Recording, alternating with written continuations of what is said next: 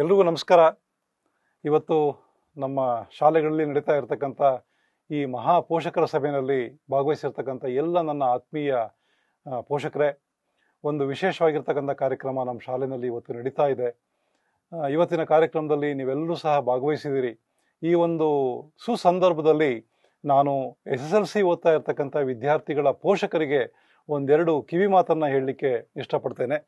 ಈಗಾಗಲೇ ನಿಮ್ಗೆ ಗೊತ್ತಿರೋ ಹಾಗೆ ನಮ್ಮ 10ನೇ ತರಗತಿಯ ಪರೀಕ್ಷೆಗೆ ಸಂಬಂಧಪಟ್ಟಂಥ ವೇಳಾಪಟ್ಟಿನ ನಾವು ಘೋಷಣೆ ಮಾಡಿದ್ದೀವಿ.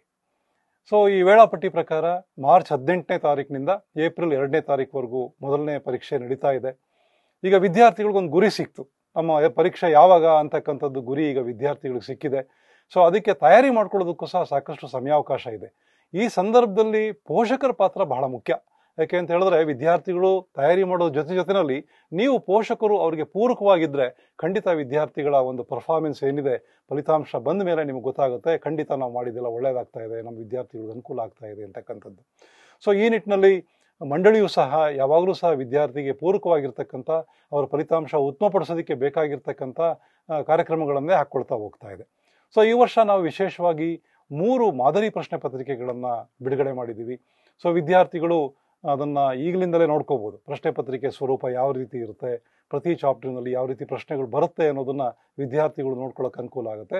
ನೀವು ಪೋಷಕರು ಏನು ಮಾಡಬೇಕು, ಈ 3 ಪ್ರಶ್ನೆ ಪತ್ರಿಕೆಗಳನ್ನು ನಾವು ಅಪ್ಲೋಡ್ ಮಾಡಿರೋದನ್ನು ವಿದ್ಯಾರ್ಥಿಗಳಿಗೆ ತಿಳಿಸ್ಬೇಕು. ನಿಮ್ಮ ಪಾತ್ರ ಬಹಳ ಮುಖ್ಯ ಇಲ್ಲಿ. ಸೊ ಯಾಕೆಂದರೆ ವಿದ್ಯಾರ್ಥಿಗಳು ಅವ್ರ ಪಾಡಿಗೆ ಅವ್ರು ತಯಾರಿ ಮಾಡೋ ಸಂದರ್ಭದಲ್ಲಿ ಈ ರೀತಿ ಹೊಸ ಕಾರ್ಯಕ್ರಮಗಳು ಏನು ನಾವು ಮಂಡಳಿಯಿಂದ ಮಾಡ್ತಾ ಇದ್ದೀವಿ, ಇದನ್ನು ನೀವು ವೀಕ್ಷಣೆ ಮಾಡೋದ್ರ ಜೊತೆಯಲ್ಲಿ ಅದನ್ನು ನೀವು ವಿದ್ಯಾರ್ಥಿಗಳಿಗೆ ತಿಳಿಸ್ತಕ್ಕಂಥದ್ದು ಬಹಳ ಮುಖ್ಯವಾಗಿರ್ತಕ್ಕಂಥದ್ದು. ಜೊತೆಗೆ ನಿಮಗೆಲ್ಲ ಗೊತ್ತಿರೋ ಹಾಗೆ ಈ ವರ್ಷ ನೀವು ನಮ್ಮ ವೆಬ್ಸೈಟ್ ನೋಡಿದ್ರೆ ಗೊತ್ತಾಗೋಗುತ್ತೆ, ಸ್ಟೂಡೆಂಟ್ ಕಾರ್ನರ್ ಅಂತಕ್ಕಂಥ ಒಂದು ವಿಂಡೋವನ್ನು ನಾವು ಓಪನ್ ಮಾಡಿದ್ದೀವಿ.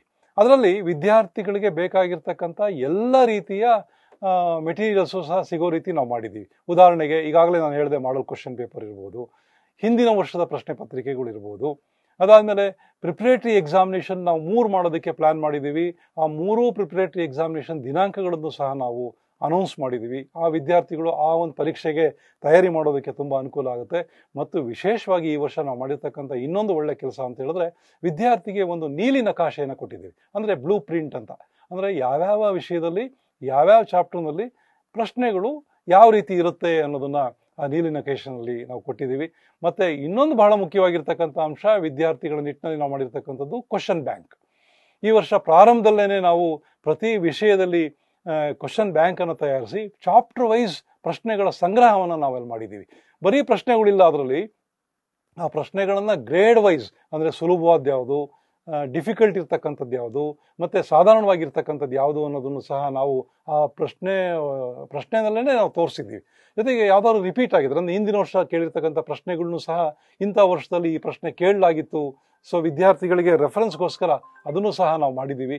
So this is very important thing. ಮತ್ತು ಇದ್ರ ಜೊತೆಯಲ್ಲಿ ಆ ಪ್ರಶ್ನೆಗಳು ಯಾವ ರೀತಿ ಇದೆ ಅಂತ ಹೇಳಿದ್ರೆ, 1 mark question, 2 number question, 3 number question, ಈ ರೀತಿ ಪ್ರಶ್ನೆಗಳು ಅಲ್ಲಿ ಕೇಳಿರ್ತಕ್ಕಂಥದ್ದನ್ನು ನೀವು ಗಮನಿಸ್ಬೋದು.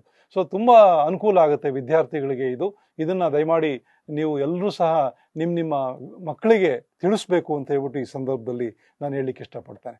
ಮತ್ತು ಇನ್ನೊಂದು ಬಹಳ ಮುಖ್ಯವಾಗಿರ್ತಕ್ಕಂಥ ಅಂಶ, ವಿದ್ಯಾರ್ಥಿಗಳು ಯಾವುದೇ ಕಾರಣಕ್ಕೂ ಗೈರು ಹಾಜರಾಗದಾಗೆ ನೀವು ನೋಡ್ಕೋಬೇಕು. ನಿಮ್ಮ ಮಕ್ಕಳು ರೆಗ್ಯುಲರಾಗಿ ಶಾಲೆಗೆ ಬರ್ತಾ ಇದ್ದಾರಾ, ಮತ್ತು ಶಾಲೆಯಲ್ಲಿ ಇಳಿರ್ತಕ್ಕಂಥ ಎಲ್ಲ ಚಟುವಟಿಕೆಗಳಲ್ಲಿ ಭಾಗವಹಿಸ್ತಾ ಇದ್ದಾರಾ ಅಂತಕ್ಕಂಥದ್ದನ್ನು ಸಹ ನೀವು ನೋಡ್ತಕ್ಕಂಥದ್ದು ನಿಮ್ಮ ಜವಾಬ್ದಾರಿಯಾಗಿರುತ್ತೆ.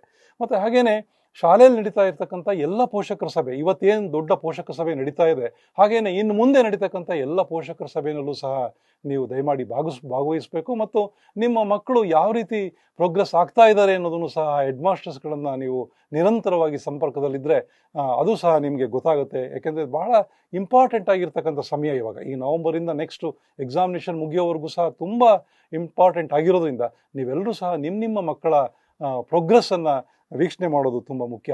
ಇದ್ರ ಜೊತೆಯಲ್ಲಿ ಬಹಳ ಮುಖ್ಯವಾಗಿರ್ತಕ್ಕಂಥದ್ದು, ವಿದ್ಯಾರ್ಥಿಗಳು ತುಂಬ ಕೆಲವು ವಿದ್ಯಾರ್ಥಿಗಳು ರಾತ್ರಿಯೆಲ್ಲ ಓದ್ತಾ ಅಭ್ಯಾಸ ಮಾಡ್ಕೊಂಡ್ಬಿಟ್ಟಿರ್ತಾರೆ, ತುಂಬ ಬೆಳಗ್ಗೆ ಬೇಗ ಇದ್ದಿರ್ತಾರೆ. ಆ ಸಂದರ್ಭದಲ್ಲಿ ಆರೋಗ್ಯವನ್ನು ಕಾಪಾಡ್ಕೊಳ್ತಕ್ಕಂಥದ್ದು ಸಹ ಭಾಳ ಮುಖ್ಯ. ಈಗ ಪರೀಕ್ಷೆ ಹತ್ರ ಬಂದಾಗೆ ಇಷ್ಟೆಲ್ಲ ತಯಾರಿ ಮಾಡಿ ನಮ್ಮ ಆರೋಗ್ಯನ ಕೆಡಿಸ್ಕೊಂಡ್ಬಿಟ್ರೆ ತುಂಬ ಅನಾನುಕೂಲ ಆಗೋಗ್ಬಿಡುತ್ತೆ. ಹಾಗಾಗಿ ನೀವು ನಿಮ್ಮ ಮಕ್ಕಳಿಗೆ ಹೇಳಿ ಅವ್ರ ಆರೋಗ್ಯವನ್ನು ಕಾಪಾಡ್ಕೋಬೇಕು, ಅದ್ರ ಜೊತೆಯಲ್ಲಿ ಆರೋಗ್ಯಕ್ಕೆ ತಕ್ಕನಾಗೆ ನಾವು ಎಷ್ಟೊತ್ತಿಗೆ ಹೇಳ್ಬೇಕು, ಎಷ್ಟೊತ್ತಿಗೆ ನಾವು ನಮ್ಮ ಅಭ್ಯಾಸ ಯಾವ ರೀತಿ ಇರಬೇಕು ಅನ್ನೋದನ್ನು ಸಹ ನೀವು ಗಮನಿಸಿದ್ರೆ ನಿಜವಾಗ್ಲೂ ಮಕ್ಕಳಿಗೆ ತುಂಬ ಅನುಕೂಲ ಆಗುತ್ತೆ ಅಂತ ಹೇಳ್ಬಿಟ್ಟು ಈ ಸಂದರ್ಭದಲ್ಲಿ ನಾನು ಹೇಳಲಿಕ್ಕೆ ಇಷ್ಟಪಡ್ತೇನೆ. ನಾವು ಸಹ ಮಂಡಳಿಯಿಂದ ಈ ಪರೀಕ್ಷೆ ಇನ್ನೊಂದು 20 ಡೇಸ್ ಇದೆ ಅನ್ಬೇಕಾದ್ರೆ ಒಂದು ಎಲ್ಲ ವಿದ್ಯಾರ್ಥಿಗಳಿಗೆ ಅನುಕೂಲಕ್ಕೋಸ್ಕರ ಒಂದು ಸಹಾಯವಾಣಿನಲ್ಲಿ ಪರೀಕ್ಷೆ ತಯಾರಿ ಬಗ್ಗೆ ಮತ್ತು ಮಾನಸಿಕ ಆರೋಗ್ಯದ ಬಗ್ಗೆ, ಅವ್ರಿಗೇನಾದ್ರು ಆತಂಕಗಳಿದ್ರೆ ಆತಂಕದಿಂದ ಹೊರಬರೋದು ಹೇಗೆ, ಈ ಥರದ್ದೆಲ್ಲ ಒಂದು ಸೈಕ್ಯಾಟ್ರಿಸ್ಟ್ನ ಕರೆಸ್ಬಿಟ್ಟು ನಿಮ್ಗೆಲ್ರಿಗೂ ಸಹ ಸಹಾಯವಾಣಿ ಮೂಲಕ ನೀವು ಪ್ರಶ್ನೆ ಕೇಳಿದ್ರೆ ಅವ್ರಿಗೆ ಉತ್ತರ ಕೊಡೋದಕ್ಕೆ ಮತ್ತು ಯಾವ ರೀತಿ ವಿದ್ಯಾರ್ಥಿಗಳನ್ನು ನಾವು ಪರೀಕ್ಷೆಗೆ ಸಿದ್ಧ ಮಾಡಬೇಕು ಅನ್ನೋದ್ರ ಬಗ್ಗೆ ನಾವು ಸಾಕಷ್ಟು ಆ್ಯಕ್ಟಿವಿಟೀಸ್ಗಳನ್ನು ಮುಂದೆ ಮಾಡೋರಿದ್ದೀವಿ. ಮತ್ತು ಈಗಾಗಲೇ ನಾವು ನಮ್ಮ ವೆಬ್ಸೈಟ್ನಲ್ಲಿ ಹಾಕಿರ್ತಕ್ಕಂಥ ಈ ಎಲ್ಲ ಸ್ಟೂಡೆಂಟ್ ಕಾರ್ನಲ್ಲಿರ್ತಕ್ಕಂಥ ಎಲ್ಲ ಅಂಶಗಳನ್ನು ಬಳಕೆ ಮಾಡಿಕೊಂಡು ಈ ವರ್ಷ ಒಳ್ಳೆ ಫಲಿತಾಂಶವನ್ನು ನೀವು ನಿಮ್ಮ ಶಾಲೆಗೆ ಮತ್ತು ನಮ್ಮ ರಾಜ್ಯಕ್ಕೆ ತರಬೇಕು. ಈ ನಿಟ್ಟಿನಲ್ಲಿ ಪೋಷಕರ ಪಾತ್ರ ಭಾಳ ಮುಖ್ಯ ಅನ್ನೋದನ್ನು ನೀವು ಗಮನಿಸ್ಕೊಂಡು ನೀವೆಲ್ಲರೂ ಸಹ ಪೋಷಕರು ಏನು ಬಂದಿದ್ದೀರಿ, ದಯಮಾಡಿ ನಿಮ್ಮ ವಿದ್ಯಾರ್ಥಿಗಳು ನಿಮ್ಮ ಮಕ್ಕಳು ಯಾವ ರೀತಿ ತಯಾರಿ ಆಗ್ತಾ ಇದ್ದಾರೆ ಅನ್ನೋದನ್ನು ನೋಡಿ.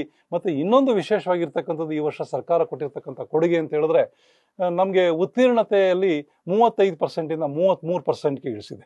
ಅಂದರೆ ಆಂತರಿಕ ಮತ್ತು ಬಾಹ್ಯ ಪರೀಕ್ಷೆಯ ಅಂಕಗಳು ಒಟ್ಟು ಮೊತ್ತ 33% ಬಂದರೆ ವಿದ್ಯಾರ್ಥಿ ಉತ್ತೀರ್ಣರಾಗ್ತಾರೆ. ಸೊ ಇದನ್ನು ಆ್ಯಕ್ಚುಲಿ ಬೇರೆ ಬೇರೆ ರಾಜ್ಯಗಳಲ್ಲಿ ಇವೆಲ್ಲ ಅನುಸರಿಸ್ತಾ ಇದ್ದಾರೆ. ಈ ವರ್ಷ ನಮ್ಮ ರಾಜ್ಯದಲ್ಲೂ ಸಹ ಸರ್ಕಾರ ಇದನ್ನು ಜಾರಿಗೆ ತಂದಿದೆ. ಇವೆಲ್ಲವನ್ನೂ ಸಹ ಬಳಕೆ ಮಾಡಿಕೊಂಡು ನಾವು ಈ ವರ್ಷ ಒಳ್ಳೆ ಫಲಿತಾಂಶವನ್ನು ತರಬೇಕು. ಈ ನಿಟ್ಟಿನಲ್ಲಿ ಪೋಷಕರ ಪಾತ್ರ ಬಹಳ ಮುಖ್ಯ, SDMCಯವ್ರ ಪಾತ್ರನೂ ಸಹ ಅಷ್ಟೇ ಮುಖ್ಯ ಅಂತಕ್ಕಂಥದ್ದನ್ನು ನಾನು ಹೇಳಲಿಕ್ಕೆ ಇಷ್ಟಪಡ್ತೇನೆ. ಮತ್ತು ಯಾವುದೇ ರೀತಿಯಲ್ಲಿ ವಿದ್ಯಾರ್ಥಿಗಳು ಗೈರು ಹಾಜರಾಗದಾಗೆ ಪರೀಕ್ಷೆ ಬರೆಯೋದಕ್ಕೆ ಬೇಕಾಗಿರ್ತಕ್ಕಂಥ ಎಲ್ಲ ಸಹಕಾರವನ್ನು ನೀವು ಕೊಟ್ಟು ನಿಮ್ಮ ಶಾಲೆಗೆ ಒಳ್ಳೆ ಫಲಿತಾಂಶ ಬರೋ ರೀತಿಯಲ್ಲಿ ಮಾಡಿ ಅಂತ ಹೇಳ್ತಾ ಈ ಸಂದರ್ಭದಲ್ಲಿ ನಿಮ್ಮ ಜೊತೆಯಲ್ಲಿ 2 ಮಾತಾಡಲಿಕ್ಕೆ ನನಗೆ ಅವಕಾಶ ಸಿಕ್ಕಿದೆ. ತುಂಬ ಧನ್ಯವಾದಗಳು. ಈ ವರ್ಷ ಒಳ್ಳೆ ಫಲಿತಾಂಶ ನಿಮ್ಮ ಶಾಲೆಗೆ ಬರಲಿ. Thank you very much.